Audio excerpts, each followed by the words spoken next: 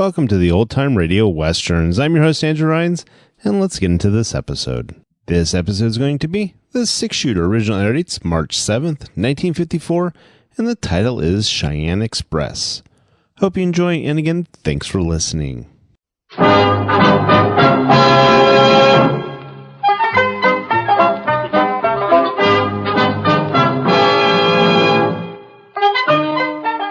In a moment, you'll hear James Stewart as the Six Shooter, just one of the many fine programs brought to you Sundays on NBC.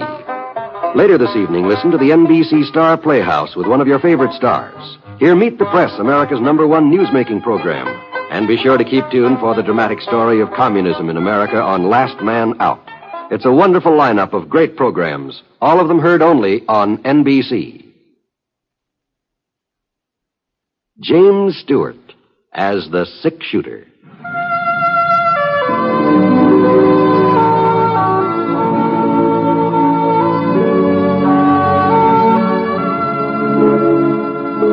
The man in the saddle is angular and long-legged.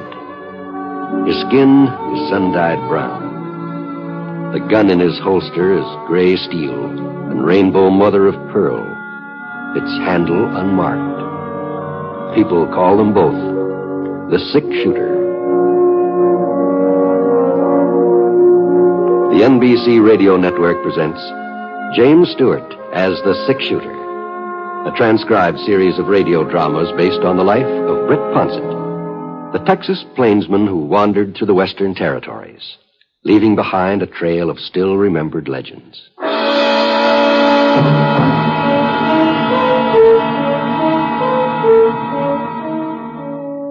The fire had almost gone out, and the evening chill crept through the chinks in the rough-hewn logs of the cabin walls. But the man standing at the window made no attempt to stir the embers into flame. Instead, he stared at the graying sky and the purple hills, his eyes constantly narrowing as they tried to penetrate the lengthening shadows. A noise at the door behind him caused the man to spin around. His guns hovered in midair. Who's there? Me, Wilbur.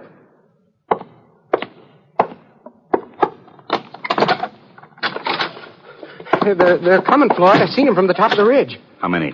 15, maybe more. It's pretty dark, but 15 anyway. That ought to be enough. Yeah? Why'd you come back, Wilbur? How come you didn't run off like the others? Well, I couldn't leave you here alone, Floyd. We've been together too long. I ain't giving up. No matter how many there are, I ain't giving up. Sure. That's what I figured. You figured I'd fight it out and you come back anyhow? Oh, back, ain't it? Yeah. Here. Load them for me. Huh? My guns, load them. But, Floyd... You got bullets, ain't you? Oh, sure, yeah. Well, it's just that I ain't never seen you take them off before. I never thought I'd see the day when Floyd Winters would take off his guns, hand them to another man. What makes you so trusting all of a sudden? I've found out who I can trust. Found it out tonight. You didn't run off with the rest. If Russ was here, nobody would have run off. Maybe. But Russ ain't here. Go on, Wilbur. Load them for me. Floyd Winters handed the gun belt to his friend, turned and glanced out of the window. Wilbur English lifted one of the revolvers from its holster and checked the cylinder. There were 2 bullets inside. He raised the gun and pointed it at the other man's back. He calmly squeezed the trigger twice. The man at the window fell forward, shattering the glass.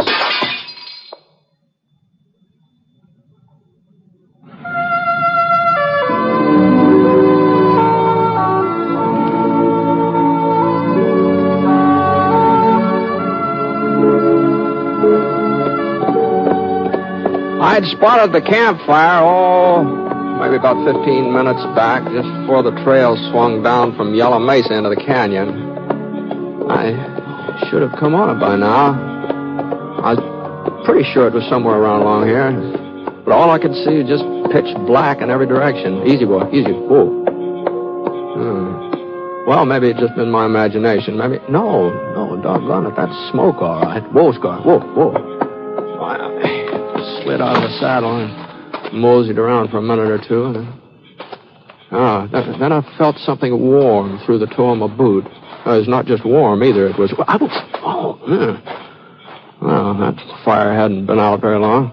Somebody had just finished burying it under a pile of dirt and sand. So I walked in. Get him up, Russ. Hi. What? Hi, I said. I ain't bluffing. You ought to know that. Okay. But there's just one thing. Don't turn around. Don't try nothing fancy, neither. You alone? Yeah, I'm alone. That wasn't very smart, Russ. Now, look, mister. I don't happen to be Russ, whoever he is. You think I don't recognize you? You think I don't know you've been after me ever since it happened? Now, all I'm saying... I felt you. Out there in the dark, I felt you coming closer and closer. And so I built this here fire and waited, and then I put it out just before you got here. Figured you'd get curious and stop. I figured I'd have the draw on you. No, just listen to me, I ain't will afraid you? to kill you, Russ. I ain't afraid to kill anybody now. You should have realized that. You should have realized that anybody else would be easy. After Floyd, and even you, Russ, you're going to be easy. I never have believed in trying to get off a shot when another man has the draw, but the way things were going, it looked like I had to risk it. There just didn't seem to be any way of reasoning with him and making him understand who I was. I heard him take another step. I went down on one knee and twisted around, grabbed my gun. Its shot just skimmed across the part in my hair. Well, it looked like I'd managed to do a little better than that. I heard his gun skid out of his hand, and he went over backwards. He didn't fall, though. He just sat down with a thud. And he stayed that way, sitting there on a heap, just staring at the ground. I picked up his gun and moved in close. It was pretty dark, but I could make out a little fella, short, clumpish, with a kind of a white face. He kept his eyes down, as if he couldn't raise his head, and as if he just didn't want to bring himself to look at me. Go on, Rusky. You get it over with. Don't make me wait. Don't make me beg. No, wouldn't do no good. Whatever I said, whatever I told you, wouldn't do no good. Please, please get it over. I was quick with Floyd. He never knew a thing, never knew what hit him. I swear. Don't just keep me sitting here waiting. Don't do that. You better tie something around that hand. Huh? What?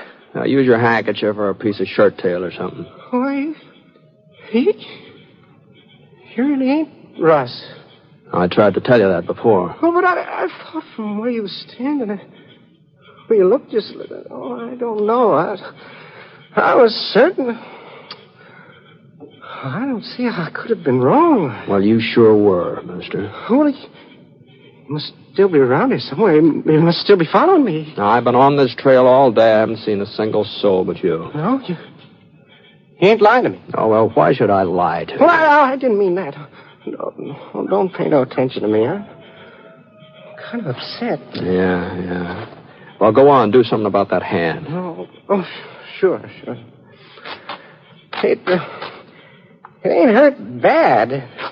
The bullet just went through fatty part. Mm-hmm. Well, the next time you try to shoot somebody, you might find out who it is. Oh, I'm awful sorry.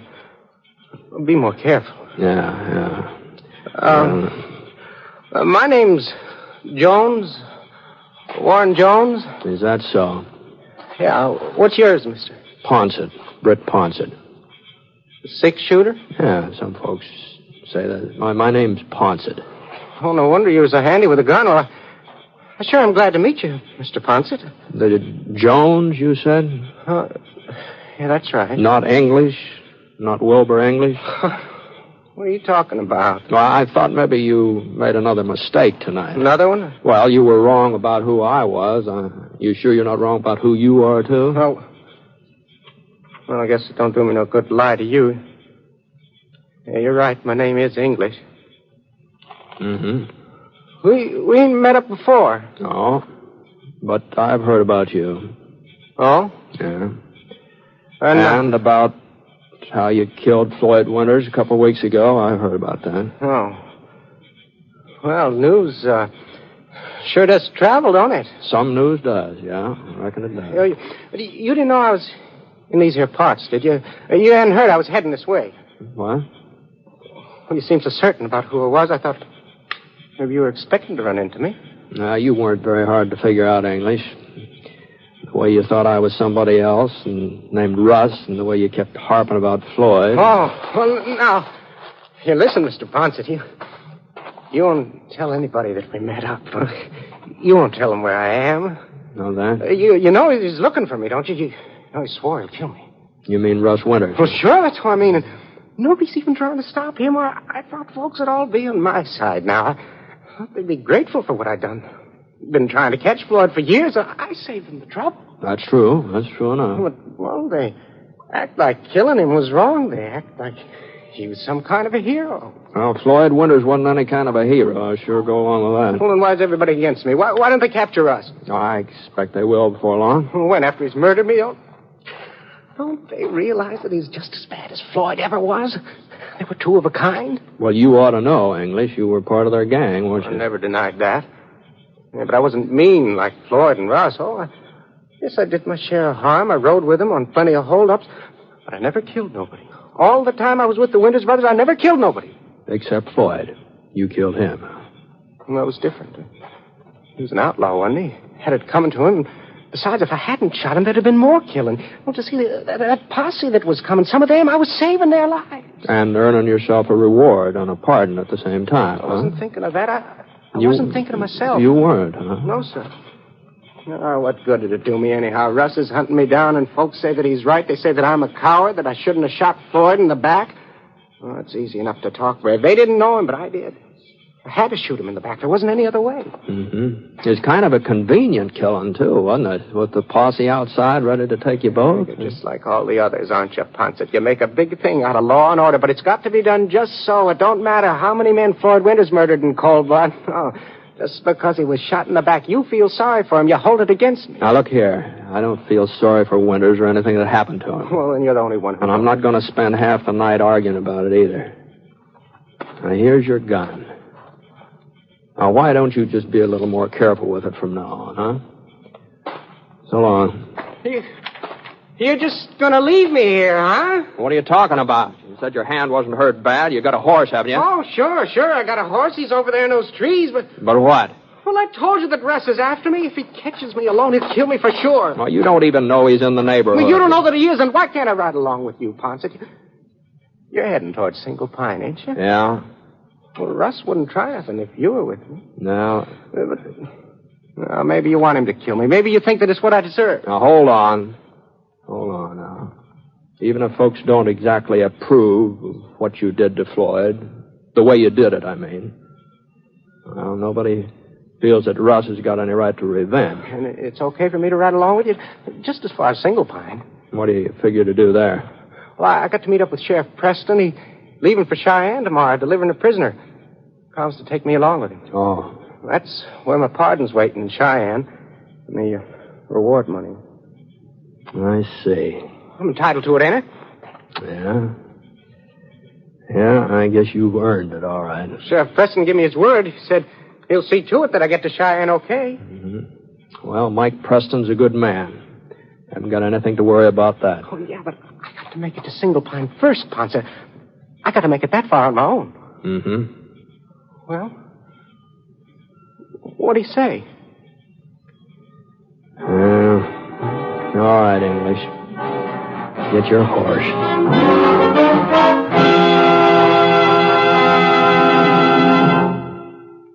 We'll return to James Stewart as the six-shooter in just a moment. It's a strange quirk of human nature, but most of us never think, except in the most abstract way, of an accident ever happening to us. It's always the other fellow who's involved. But nevertheless, accidents go right on happening at an ever-increasing, alarming rate. And it can't always be happening only to the other fellow. For instance, 1 out of 5 families will have a traffic accident this year. Think of that. And how can you be sure you won't be that one? Well, there's one way of piling up some percentages in your favor. A few simple precautions will guarantee better accident odds for your family.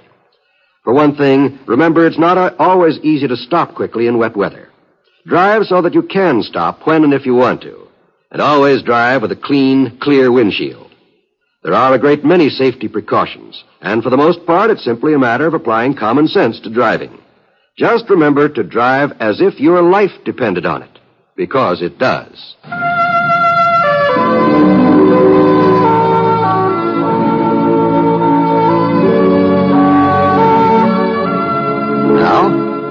Act Two of The Six Shooter, starring James Stewart as Britt Ponset.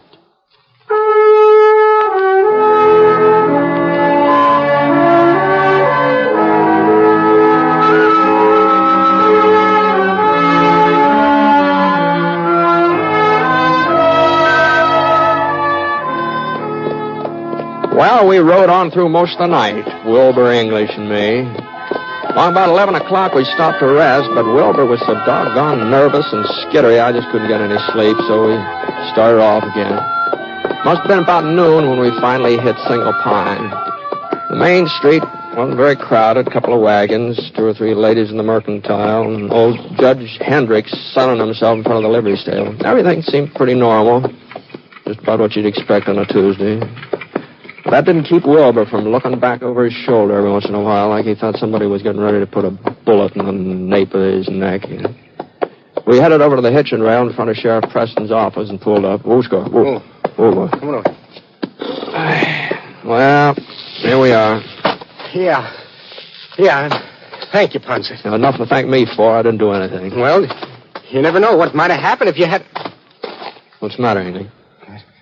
That fellow standing there in the shade beside that store. What about him? Well, I can't make him out, not real clear, but he does sort of look like Russ. It does, huh? He looks a whole lot more like Ben Fletcher. That happens to be his hardware store he's leaning up against, too. Oh. Now, come on. Let's get inside.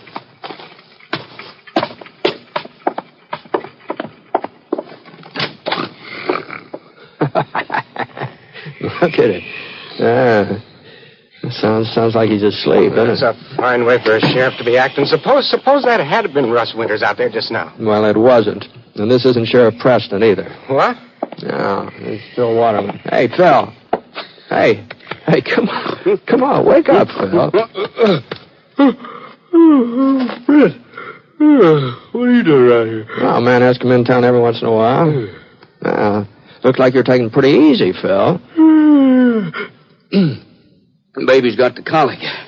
Didn't get a wink of sleep all night long. Is that so? Why, I hope it's nothing serious. No. Doc says he'll be all right in a couple of days. Oh, fine. Glad to hear. Is Mike around? Yeah, you just missed him, Britt. Oh? He left about an hour ago.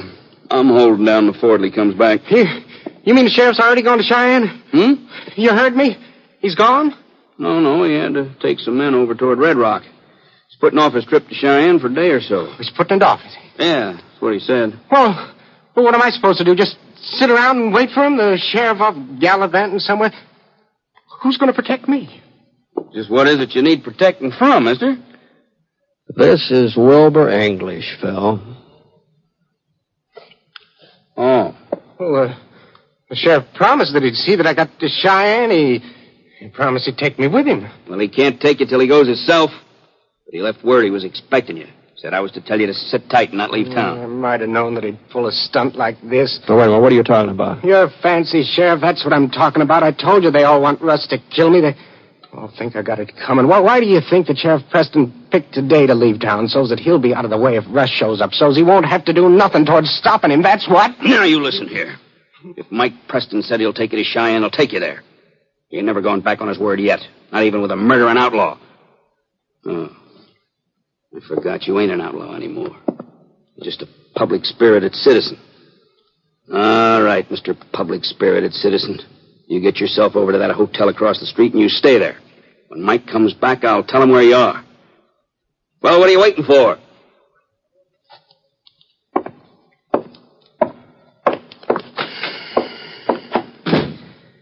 How in thunder did you happen to come into town with him? Oh, we met up accidentally last night. He seemed kind of anxious for company. Funny, ain't it?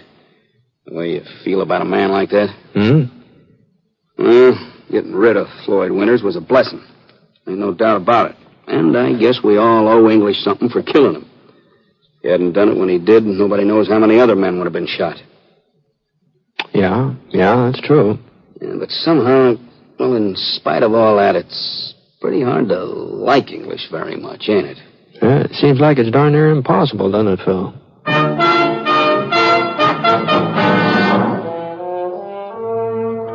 Well, I had something to eat over at Molly Davis's cafe, and then I did my errands.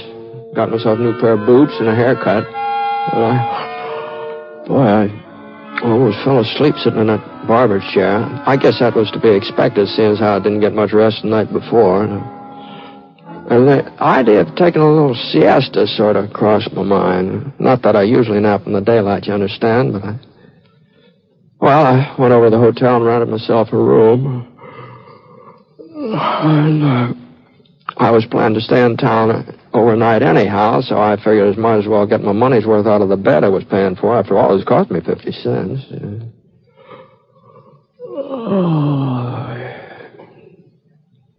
Must have been about 4:15 when I heard somebody pounding at the door. Yeah?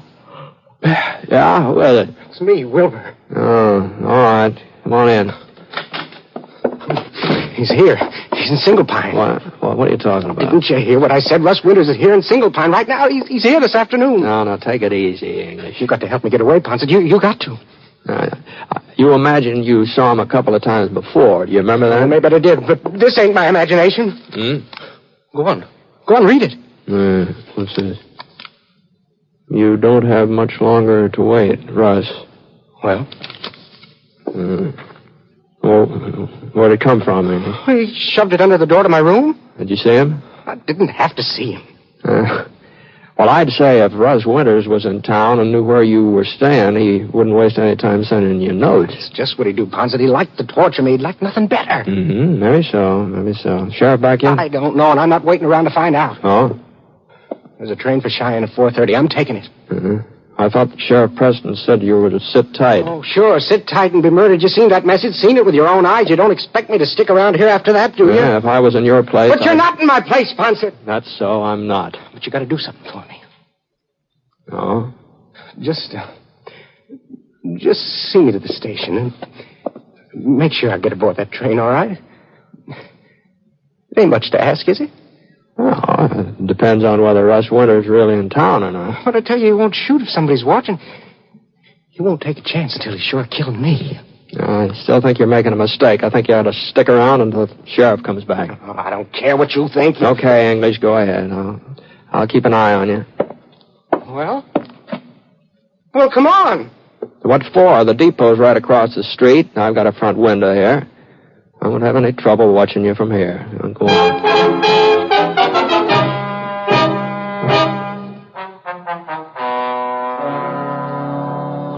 Well, the train pulled in right on time, 4:30. I saw Wilbur English climb aboard. As far as I could tell, he was the only passenger getting on in Single Pine. I looked up and down the street. Nobody seemed to be paying any attention to him one way or the other. I figured that'd be about the last we'd see of him. As soon as he collected his reward money, he'd probably head east. Back there, he could stay out of Russ Winters' way. And Russ he'd be captured sooner or later, just a question of time. The only thing that puzzled me was that note English had found. I thought maybe I ought to tell Phil Waterman about it, so I walked over to the sheriff's office. Might have known it. So that's what they were up to, those little devils. Was that? The McPherson kids. I went over to the hotel to see if English got a room all right. He was sort of my responsibility as long as Mike was out of town. Yeah, sure. Just as I got to the top of the stairs, I saw Sandy McPherson's two boys standing outside English's room. They ran off just as soon as I spotted them, so I figured they'd been doing something they shouldn't. Oh. Well, you think it was a couple of kids put that note under the door? Well, must have been. Oh, me darn. Yeah, they probably heard he was in town, maybe even recognized him going into the hotel. Yeah? I guess they thought they'd give him a little scare. You know, English isn't very popular even with the kids, Britt. Yeah, I know that. They made up a song about him.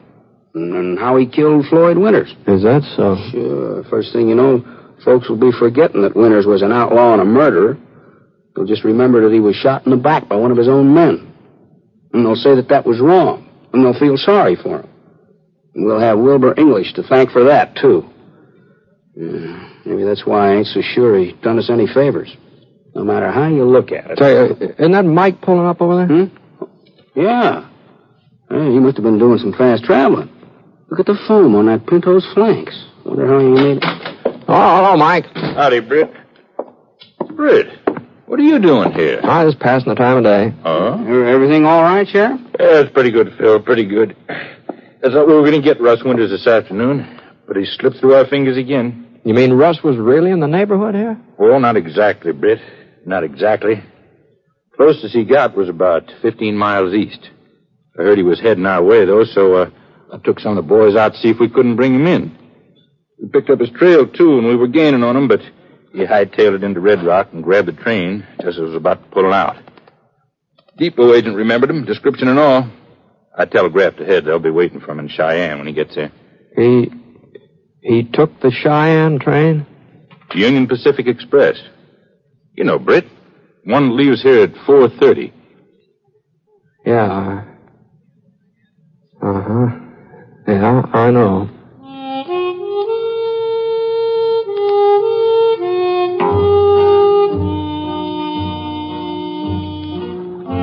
Well, they arrested Russ Winters in Cheyenne, all right. Didn't even try to get away. But Wilbur English, Wilbur never got there. The passenger said it happened just after Russ got aboard at Red Rock. Wilbur took one look at him and started running through the cars, and when he got to the back platform, well, he just didn't stop. And he fell 75, 80 feet right straight down the side of a ravine. He didn't have a chance. The funny thing was that the folks who saw it, they said that Russ Winters hadn't made a move toward him. Not a move.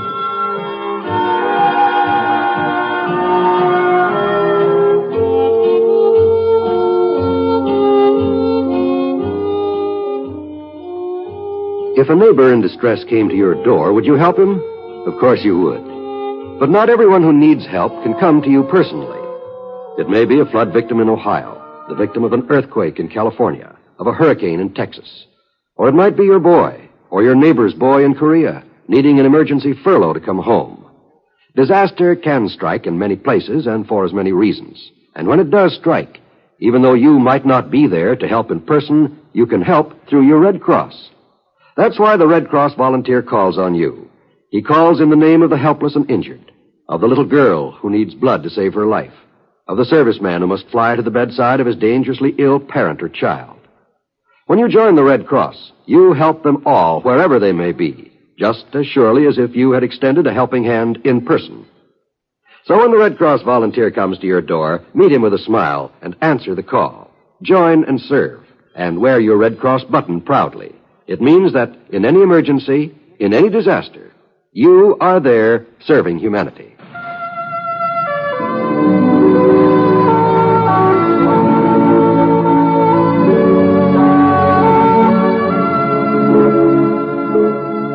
The Six Shooter is a transcribed NBC Radio Network production in association with Review Productions. It is based on a character created by Frank Burt and is written by him. Mr. Stewart may currently be seen in the Universal International picture, The Glenn Miller Story. Others in the cast were Frank Gerstle as Floyd Winters, Herb Vigran as Phil Waterman, Barney Phillips as Mike Preston, and Paul Richards as Wilbur English.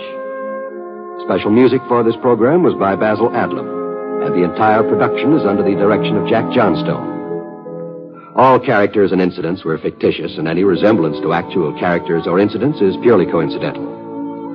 By the way, you'll be interested in knowing the Six Shooter has been chosen for broadcast to our men overseas through the facilities of the Armed Forces Radio Services. This is John Wall speaking.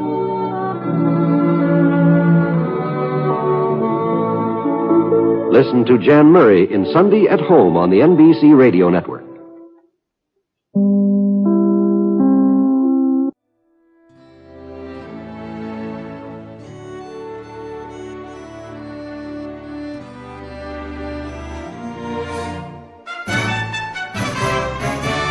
This has been a presentation of OTRWesterns.com, and we hope you enjoyed. Please take some time to like and rate our shows in your favorite podcast application. Follow us on Facebook by going to OTRWesterns.com/Facebook. Join in the conversation by going to OTRWesterns.com/Discord. And don't forget to send us an email, podcast@OTRWesterns.com. This episode is copyright under the Attribution Non-Commercial Share Alike copyright. For more information, go to OTRWesterns.com/copyright. Have a great day, and again, thanks for listening.